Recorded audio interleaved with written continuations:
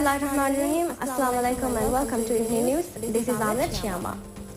Looking into tonight's top stories, President Abdullah Yamin says that foreign parties should not be given the opportunity to play with the country's sovereignty. Local government authority LGA says that the fees and rents collected by local councils should be handed over to Maldives Inland Revenue Authority MIRA unless the Finance Ministry decides otherwise.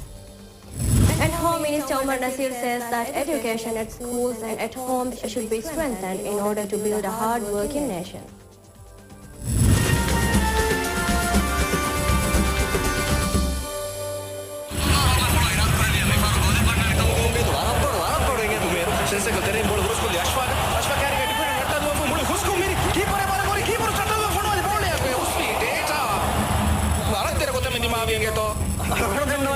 Data से सासवा करनो जाएंगे तो नबी phone अबुरा life star एक नतर एक guess जैसे म phone request phone वो बहुत तो लेली बना के डेटा आएंगे तो डेटा ले बना के और फंसे कमाएंगे तो data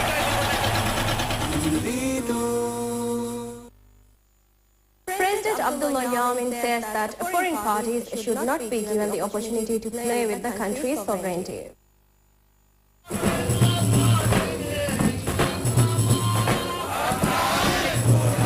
Addressing the function held at Darbarge Convention Center on Thursday night to mark the National Day and Unity Day, President Abdullah Yamin said that we should not give foreign parties the opportunity to meddle with the country's sovereignty. He said that if such opportunities are being given, it is a mistake and that it should not be done. The President said that despite the presence of differences of opinion, we should work together to uphold the country's unity. He said that while we are marking Unity Day, we ought to ask ourselves why the country's independence is being jeopardized. He said that despite political differences of opinion, there is no reason why we cannot work together for the welfare of the country. President Yamin said that 10 years ago Maldivians displayed an example of caring they can be towards each other. He said that while 10 years has passed since the December 2004 tsunami, not a single person who lost his or her home will now be living in a temporary shelter. During the ceremony, the logo and slogan that will be used to mark the silver jubilee of the country's independence was inaugurated by President Yamin. Local government authority LGA says that the fees and rents collected by local councils should be handed over to Maldives Inland Revenue Authority MIRA unless the Finance Ministry decides otherwise.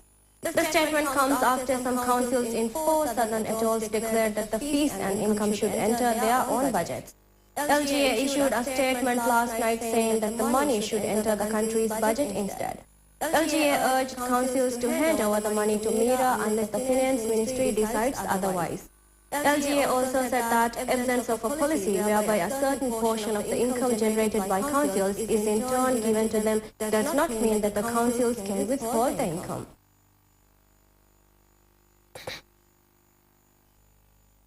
Home Minister Omar Nasir says that education at schools and at homes should be strengthened in order to build a hard-working nation. He made the statement while addressing the function held at Darbarge last night to mark the National Day and Unity Day. Addressing the function held on Thursday night to mark the National Day and Unity Day, Home Minister Omar Nasir said that Maldives can only become independent in the international arena by becoming a country that is hardworking and self-sufficient. He said that a country can be developed by the hard work of its citizens and not by depending on outsiders, and added that it can only be done when the citizens become disciplined and hardworking.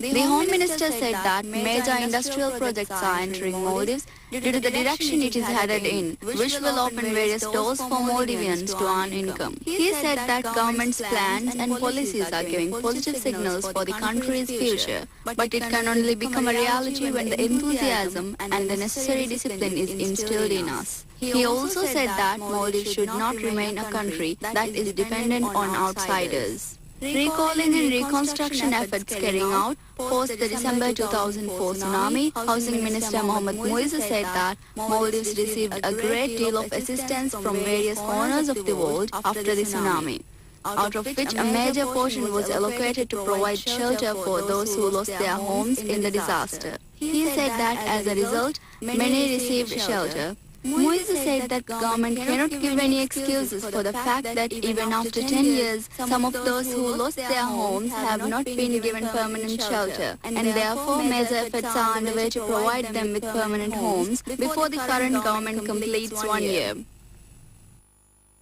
Islamic Foundation of the Maldives has decided to train and establish volunteer rescue squads to attend to disasters or outbreaks of diseases.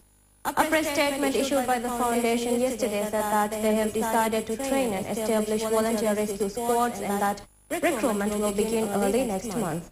According to the statement, the first batch will be trained in February by a Swedish expert. While the 18 individuals are to be recruited for the first batch, first aid, rescue, self-defense and swimming training will be given to participants. While the foundation is getting ready to establish volunteer rescue squads, it is noteworthy that they have provided assistance in some international disasters as well. The annual men's feast at Nono Atoll's Hembadu is to be kicked off tonight with entertainment, says the island's council. Every year the island's men hold a feast for the island's women. There's a lot of excitement in the island as preparations are underway for the feast. Hembadu Council says that cooking and all other preparations are being carried out by men. Reportedly, Defense Minister Mohamed Nazim, Environment Minister Tariq Ibrahim, Indian High Commissioner to the Maldives and his wife as well as some parliamentarians are also taking part in tonight's feast. Entertainment for the night includes display of fireworks, and the feast is expected to see residents of other islands in the atoll as well.